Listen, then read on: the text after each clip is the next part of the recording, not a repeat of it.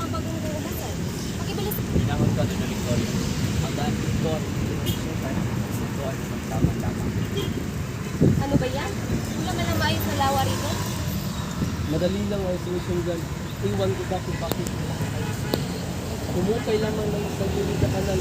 Malawa ang gabunta. Ngunit maraming pera ang karanganin para dyan. Walang sapat na pundo para kumuha ang mga manggagawa. Gamitin ang mga bilanggo. Sapat. Pakilusin ang buong bayan. Tapos ano, padalay natin sila ng sarili nilang gamit ng pagkain. Tapos ibibilitin natin ang mga sapilitang magawa. Ang inyong pagtatag ng Akademiyang Wikang Kastila ay siguradong hindi may sigawa. Hindi po totoo yan. Nangako po si Padre Eric sabi. Kahit makakuha kayo ng kanyang pahintunan, saka naman kayo kukuha ng pundo. Magambag po bawat mag-aaral. At ang magtuturo, Ang kalahati po ay Pilipino at ang kalahati naman ay Kastila. at ang mga gusali. Nagalok po si Makaraig ng isa sa kanyang mga bahay. Kumusta? Kasinto.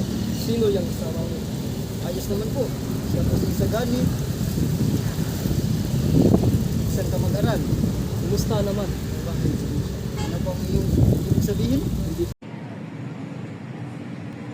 Kamusta na mga magsasaka? Ano mga po? Professor Talis. Kamusta ang mga hari natin? Sakto naman po. Uy. Sa amin lang lupang ito. Magbayad kayo ng buwis sa halagang 30 piso sa kada taon. Teka, ang mahal naman yan. Yan ang nakasaad sa batas. Kapag nagtanim ka sa hindi mo pa mamayari, mabayad ka talaga. Anak, isipin mo lang na talo ka sa total. Mamaya ang pera na hulog sa ilang kinain ng buhayan. Ito na ang bayan.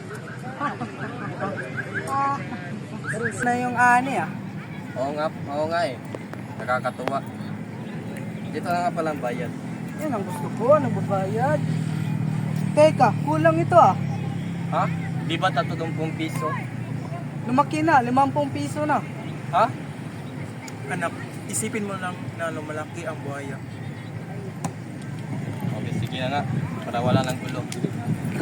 Babayad naman pala eh.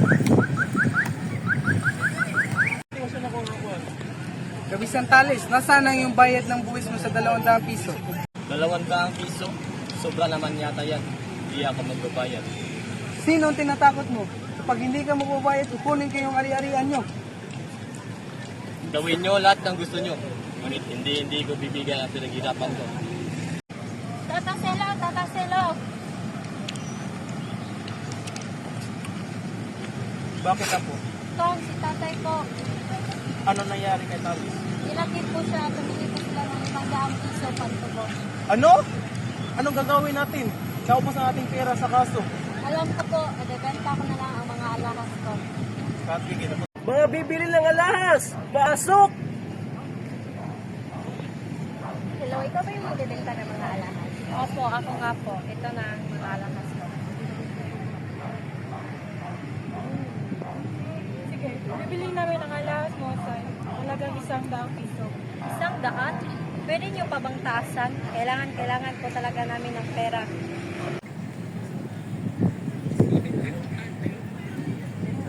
Sige, bibili namin ang lahat ng alahas mo sa halagang 100 piso. 100? Pwede niyo bang taasan? Kasi kailangan po talaga namin ng pera. Ngayon, 500 sana. Naku Julie, napakamahal na 500. Ganito na lang, kung gusto mo, kukunin namin ng 300. Kung ibibenta mo yung pintas mo, bibilhin ko. Pasensya na po. Bigay po kasi sa akin ito ni Basilio. Kaya hindi ko po ibenta. Ay, sayang naman.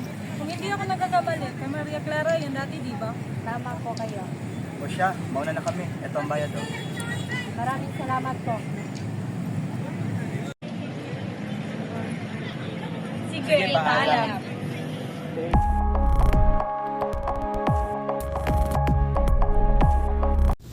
One! Gidali na! Ay, balik. One! Gidali na! 1 2 3 Balik. Maganda lang ko ba? Anak, maginabay. Kupal ka ba? Bukas.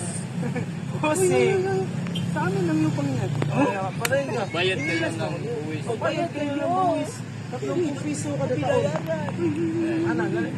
Bayad kayo! Isa ko nung kamuti mo ko. Lulo ko yun! Ikaw nga ka. Ano,